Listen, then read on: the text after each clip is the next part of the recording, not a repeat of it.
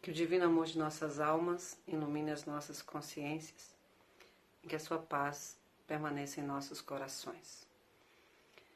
Iremos fazer uma reflexão sobre o capítulo 4 do Evangelho segundo o Espiritismo, nos itens 25 e 26 e no seu item 3, pelo qual iniciaremos.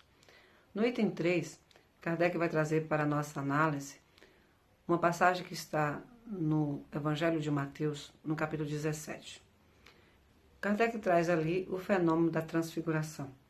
E após a transfiguração, acontece um questionamento bastante interessante.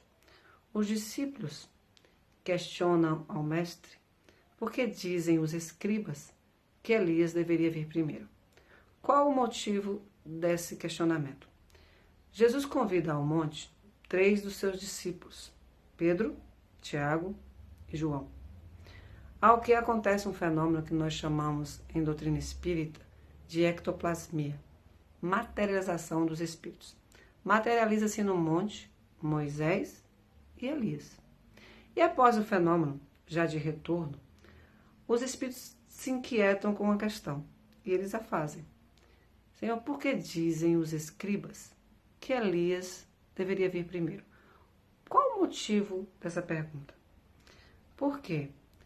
Se Jesus, na cabeça deles, se diz o Messias, e Elias ainda está num plano espiritual, como é que ele explicaria isso?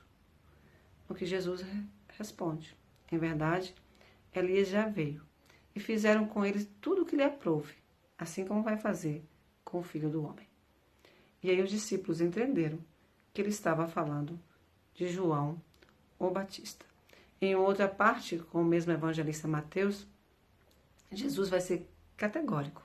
Ele vai dizer que ouçam aqueles que tiverem ouvido de ouvir, porque João é o Elias que havia de vir.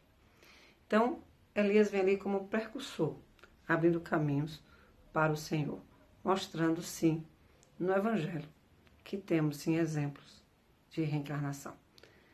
E na questão 25, há uma pergunta bastante interessante. Se a encarnação é uma punição, se os espíritos culpados, apenas os espíritos culpados estão sujeitos a ela. E aí quem vai dar a resposta é o Espírito de São Luís. Mas antes de São Luís, vamos a uma questão do Livro dos Espíritos, na questão 115, onde lá vamos observar que os espíritos vão dizer que os espíritos nasceram simples e ignorantes, ou seja, sem conhecimento, mas destinados à perfeição, à medida que vamos adquirindo através das encarnações sucessivas, experiências que vai transformando a nossa consciência nesse espírito que conhece várias questões. Temos degraus a subir e nesses degraus está o nível de conhecimento. Temos a nossa liberdade. Então, se usarmos com zelo essa liberdade, nós vamos transpor mais cedo todos esses desafios, com o suor do nosso trabalho. Mas aqueles que, ao contrário, usam mal essa liberdade e prolongam indefinidamente as questões a ser resolvidas, as lições a ser aprendidas, aí sim vai se tornar uma punição, segundo a resposta de São Luís. Por quê? Porque sou eu, à medida que eu não desenvolvo esse potencial, que não vou evoluir. Leon Denis tem uma questão bastante interessante. Ele vai dizer que o espírito reencarna diversas vezes, quantas vezes for necessário, para a plenitude do seu ser e da sua felicidade. A vida do espírito é uma educação progressiva, que se pressupõe por uma série de trabalhos a realizar e etapas a percorrer. O espírito só vai progredir, reparar, renovar através das encarnações. E aí sim, vamos aprender leis fundamentais, dentre elas as leis de fraternidade, igualdade e principalmente a lei de amor.